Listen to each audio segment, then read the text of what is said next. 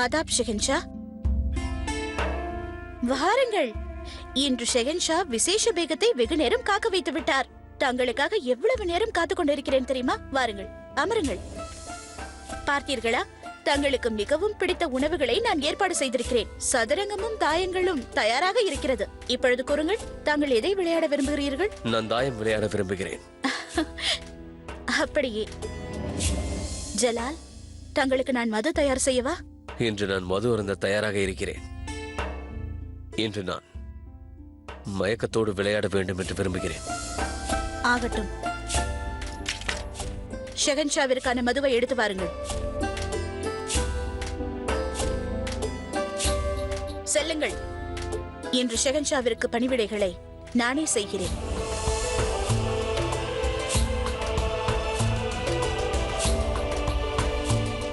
மகாமங்கா சரியாக தான் கூறியிருக்கிறார். ஏதோ ஒரு விஷயத்தால் ஜலால் கவலையாக இருக்கிறார்.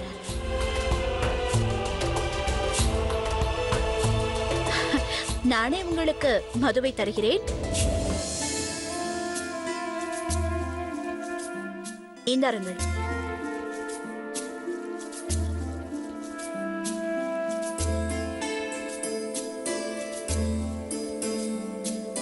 ஜலால், இவ்வளவு சீக்கிரமாக மதுவை அறிந்து விட்டீர்கள்? சிறிது மெதுவாக. அது ஏன் என்று தெரியவில்லை ருக்கையா. இன்று எனக்கு தாகமாக இருக்கிறது. அளவுக்கு அதிகமாக குடிக்கப் போகிறேன். என்று நீயும் என்னோடு சேர்ந்து மது அருந்த வேண்டும் ருக்கையா.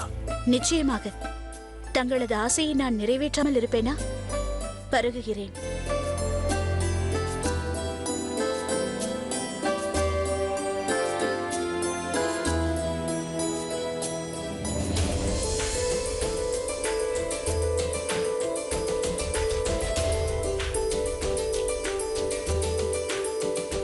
வாருங்கள், நாம் விளையாடலாமா?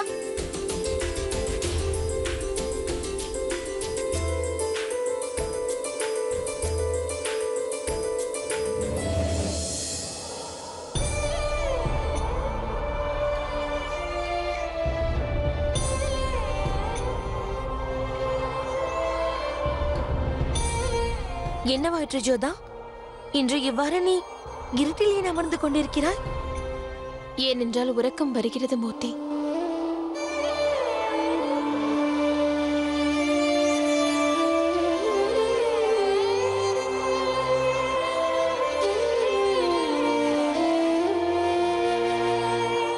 எவ்வாறு நீ உறங்க முடியும்? இன்னும் இரவு உணவை கூட நீ உண்ணவில்லையே.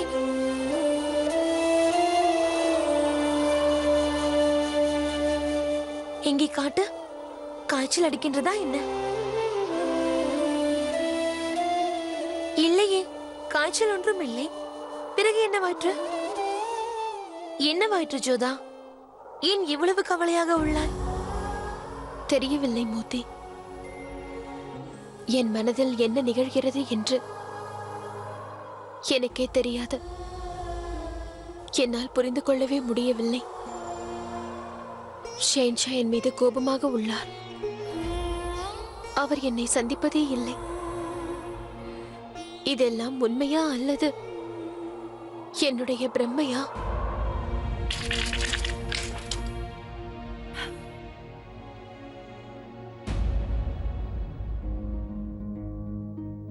என்னவாயிற்று ஜலால்? இன்று மிகவும் கவலையாக இருக்கிறீர்கள்.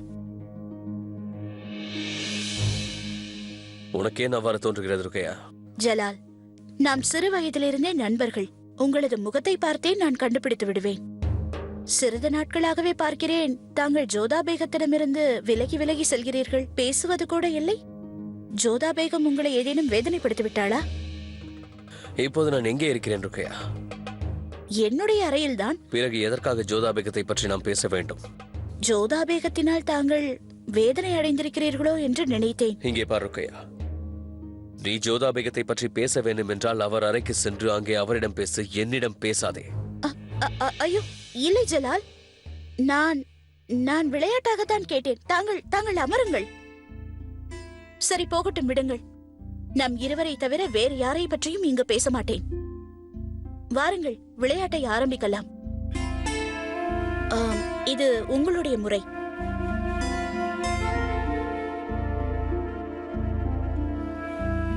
விளையாடுவதற்கு முன்பாக எனக்கு இன்னும் மது வேண்டும். ஜோதா, நான் உன்னுடைய சிநேகிதி. நான் இங்கு இருந்தும் கூட நீ தனிமையாய் உணர்கிறாய் என்றால் பிறகு நான் இங்கு இருப்பதில் எந்த லாபமும் இல்லை. மோதி, நீயாவது என் அருகில் இரு. எனக்கு என்ன ஆகிறது என்று எனக்கே தெரியவில்லை. பிறகு உன்னிடம் எவ்வாறு கூறுவேன்? நீ சொல்லிதான் பாரேன். யாருக்கு தெரியும், நாம் இருவரும் சேர்ந்து பேசி பிரச்சனையை தீர்க்கலாம் அல்லவா?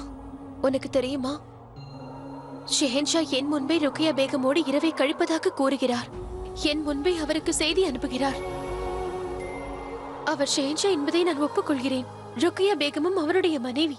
இருந்தும் எனக்கு ஏன் இவ்வளவு வருத்தமாக இருக்கிறது மோதி? இது விசித்திரமான உணர்வாக இருக்கிறது. ஜோதா, இது விசித்திரமான உணர்வு அல்ல, இது மிகவும் நல்ல விஷயம்தான். நீ என்ன கூறுகிறாய்? எனக்கு வருத்தமாக உள்ளது, என் நெஞ்சே பாரமாக இருக்கிறது. ஆனால் நீ? ஷெஹன்ஷா ஒருமுறை என்னிடம் கேட்டார், நான் அவரை உண்மையிலேயே காதலித்தால் அவர் வேறு பேகமின் அறைக்கு போகும் பொழுது எனக்கு கஷ்டமாக இருக்குமா? நீ அதற்கு என்ன கூறினாய்? அதற்கு நான், நிச்சயம் அது துன்பம் அளிக்கும், மிகவும் கஷ்டமாக இருக்கும். உங்களுக்கு நிறைய பேகங்கள் இருக்கிறார்கள் என்பது தெரிந்தும் நீங்கள் அவர்களோட நேரத்தை கழிக்க வேண்டும் என்பது தெரிந்தும் நிச்சயம் அது என் மனதிற்கு வலியைத்தான் தரும். வலி எடுக்கும் என்று கூறினாய், ஆனால் இப்பொழுது உண்மையிலேயே வலிக்கின்றது. உன்னுடைய கேள்விக்கு பதில் கிடைத்து விட்டது என்று நான் நினைக்கின்றேன். உண்மைதான் ஜலால், உங்களுடன் பொழுதை கழிப்பது எனக்கு மிகவும் ஆனந்தமாக இருக்கிறது, சந்தோஷமாக இருக்கிறது. எனக்கும் தான் ருக்கையா. அதோடு உங்களை ஜெயித்து விட்டால் இன்னும் சந்தோஷப்படுவேன். உனக்கு இந்த விளையாட்டில் அதிகமான திறமைகள் இருந்தாலும் இந்த விளையாட்டை உன்னை விட ஜோதா பேகம் நன்றாகவே விளையாடுவார். தாங்கள் தானே கூறினீர்கள் ஜலால், நாம் வேறு யாரை பற்றியும் இங்கு பேச வேண்டாம் என்று. அப்படி இருக்க நீங்களே ஜோதாவை பற்றி எதற்காக பேச வேண்டும்? நான் அவரை பற்றி பேசவில்லை, விளையாட்டை விளையாடும் முறையை பற்றி தான் பேசுகிறேன் ருக்கையா. உண்மையை சொல்ல வேண்டும் என்றால் தாங்கள் இப்பொழுது மிகவும் வேதனையில் இருக்கிறீர்கள். எனக்கு ஏன் இப்படி இருக்கிறீர்கள் என்று தெரியும், ஆனால் நமக்கு இப்பொழுது நேரம் இல்லை. கூறுங்கள் ஜலால், அப்படி என்ன விஷயத்தை என்னிடமிருந்து மறைக்கிறீர்கள்? என்ன காரணம்? எதற்காக இவ்வளவு கவலை? நான் என் கண்களாலே அவரை பார்த்தேன், அப்போது கேட்டேன். ஆனால் அப்போதும் அவர் என்னிடம் பொய் உரைத்திருக்கிறார். அவர் கூறிய பொய்யை என்னால் ஏற்றுக்கொள்ள முடியவில்லை. ஜலால், நிச்சயம் ஜோதா உங்களிடம் பொய்யுரைத்திருக்க மாட்டாள். தவறாக புரிந்து கொண்டிருக்கிறீர்கள். நான் என் கண்களால் பார்த்தேன் ருக்கையா, ஆனாலும் அவர் என்னிடம் பொய் கூறுகிறார். ஜலால், ஒரு பெண் 2 சந்தர்ப்பத்தில் தான் பொய் கூறுவாள். எதிரில் இருப்பவர்களை புண்படுத்த கூடாது என்பதற்காக பொய் உரைப்பது, இன்னொன்று உண்மையை சொல்ல பயப்படுவது. ஏதோ தவறு செய்துவிட்டு அதை மறைக்க முயற்சிப்பார்கள். இதில் எதுவும் இல்லை ருக்கையா. ஜோதா பேகம் எப்போதும் எந்த தவறும் செய்ய முடியாது. சரி, தங்களுக்கு அவ்வாறு தோன்றினால் அப்படியே இருக்கட்டும்.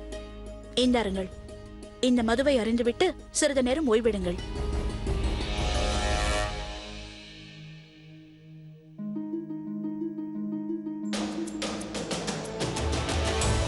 ஒரு ஆணுக்கு பெண் மீது எப்பொழுது இவ்வளவு கோபம் வரும் என்றால் அவள் மீது சந்தேகம் ஏற்படும் பொழுது. இந்த சந்தேகம் நான் வெற்றி பெற உதவும்.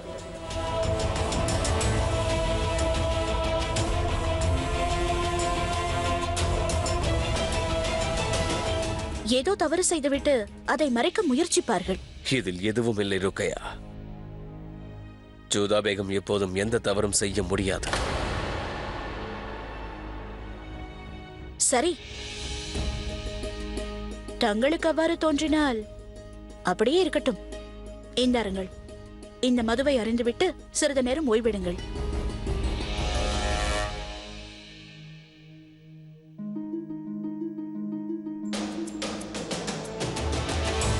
ஒரு ஆணுக்கு பெண் மீது எப்பொழுது இவ்வளவு கோபம் வரும் என்றால் அவள் மீது சந்தேகம் ஏற்படும் பொழுது. இந்த சந்தேகம் நான் வெற்றி பெற உதவும்.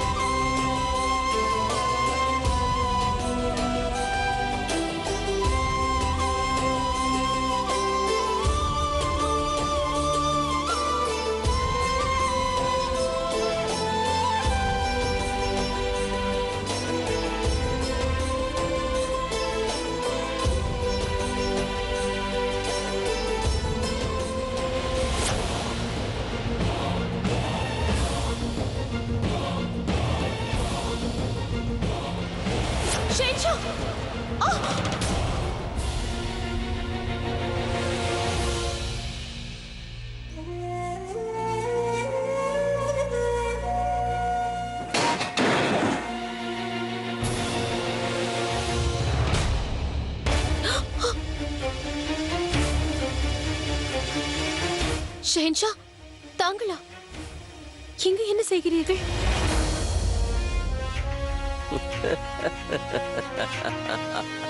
சென்ற முறை நான் இங்கே வந்த போது நீங்கள் என்னை கீழே தள்ளி விட்டு விட்டீர்கள்.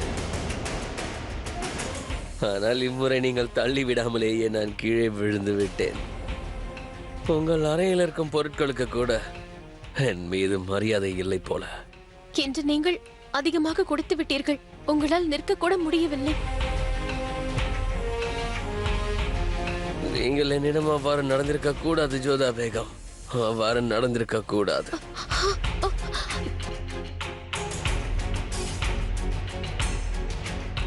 என்ன கூறுகிறீர்கள்? நான் உங்களுக்கு கொடுக்கும் முக்கியத்துவம் உங்களுக்கு தெரியும் அல்லவா? இருந்தும் நீங்கள் அப்படி நடந்து கொண்டது எனக்கு பிடிக்கவில்லை ஜோதா பேகம். அமருங்கள், இப்படி அமருங்கள்.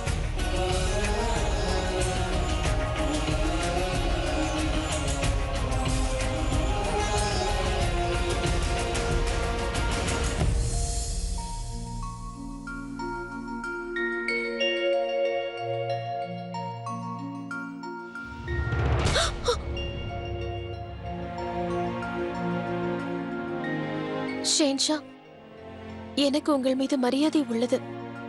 என்னுடைய முந்தானையை விடுங்கள். விடுங்கள் ஷெஹன்ஷா.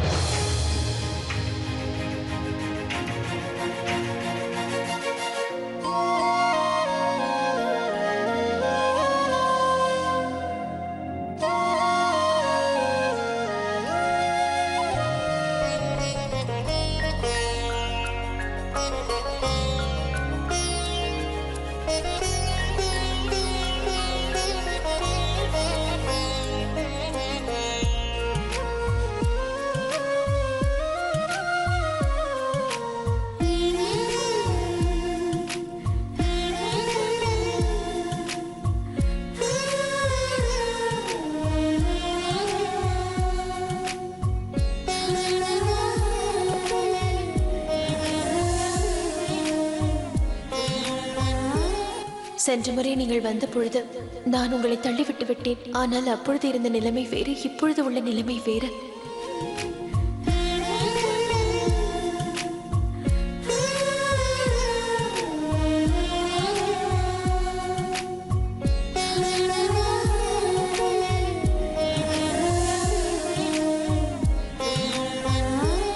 சென்ற முறை நீங்கள் வந்த பொழுது நான் உங்களை தள்ளிவிட்டு விட்டேன். ஆனால் அப்பொழுது இருந்த நிலைமை வேறு, இப்பொழுது உள்ள நிலைமை வேறு.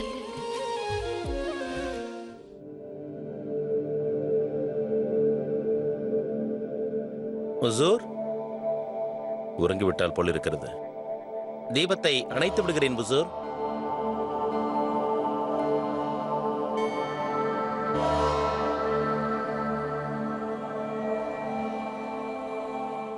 பக்ஷி பானு உறங்கிவிட்டால் நான் எதற்காக இங்கே வந்தேனோ அதற்கான நேரம் வந்துவிட்டது. ஷெஹன்ஷா அவர்களை கொல்ல நினைக்கும் அந்த நம்பிக்கை துரோகியை நான் உடனே சென்று கண்டுபிடிக்க வேண்டும்.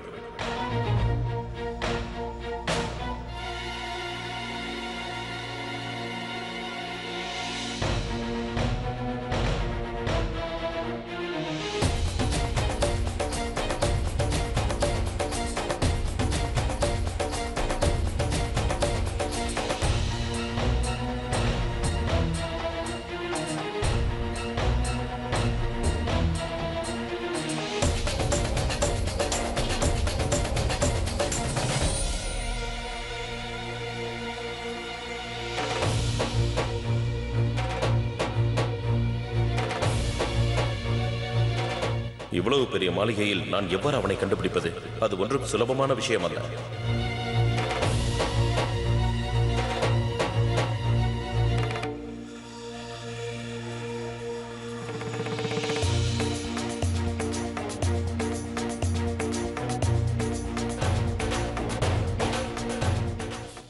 ஏய், யாரங்கே? யார் நீ? இந்நேரத்தில் இங்க என்ன செய்து கொண்டிருக்கிறாய்? நான் பக்ஷி பானு அவர்களுடைய திருநங்கை மருத்துவச்சி ஆவேன், திலாவர் கான். அதெல்லாம் இருக்கட்டும். இந்நேரத்தில் இங்க என்ன செய்து கொண்டிருக்கிறாய்? அது பக்ஷி பானு கர்ப்பமாக உள்ளார் அல்லவா? நான் உணவறைக்கு செல்கிறேன். அவருக்கு எப்பொழுது வேண்டுமானாலும் பசிக்கும் அல்லவா? உணவறைக்கு செல்கிறாயா? ஆம் ஹுசூர். உணவறை அந்த பக்கமாக உள்ளது. நன்றி ஹுசூர். சீக்கிரம் செல். இங்கே காவல் கடுமையாக உள்ளது. நான் என்ன செய்வது? இங்கு நிறைய அறைகள் உள்ளன. இங்கு தேடுவது என்பது இருட்டில் நிழலை தேடுவது போலாகும். அதோடு யாரிடமும் கேட்கவும் முடியாது. திரும்பிச் செல்வதுதான் நல்லது. ஏற்கனவே காவலாளி என்னை பார்த்து விட்டார். இன்னொரு முறை காரணம் கூற முடியாது.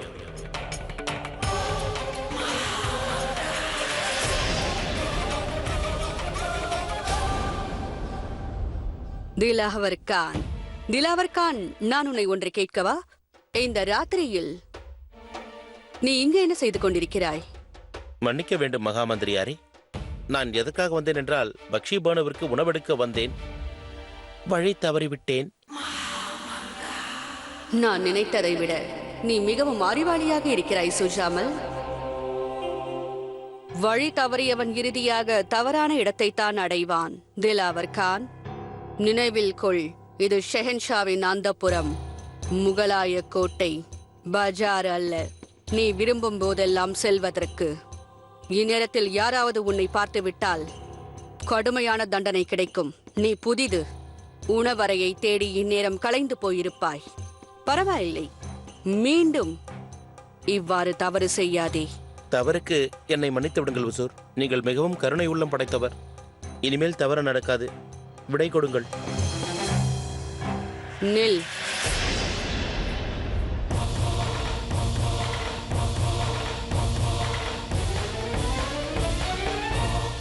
உண்மையில் நீ யார்?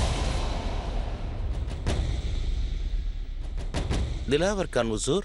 நான் கேட்ட கேள்விக்கு இதற்கிடையில் நீ என்ன பதிலளித்தாய்? வழி தவறி விட்டேன். இங்கு பொதுவாக வாக்கியத்தில் வழி தவறிவிட்டேன் என்று கூறுவது ஆண்பாலை குறிக்கும். இங்கு திருநங்கைகள் இருக்கிறார்கள். அவர்கள் தங்களை பெண்ணாகத்தான் பாவிப்பார்கள். ஆனால் பெண்பாலைத்தான் உணர்த்துவார்கள். திலாவர் கான், நீ வழி தவறி விட்டேன் என்று ஏன் கூறினாய்? அது திருநங்கைகள் அவ்வாறுதான் பேசுவார்கள். ஆனால் மற்றவர்களிடம் பேசும்போது ஆணை போல்தான் நான் பேசுவேன். நேரமாகிவிட்டது. விடையளியுங்கள். பிழைத்து விட்டேன்.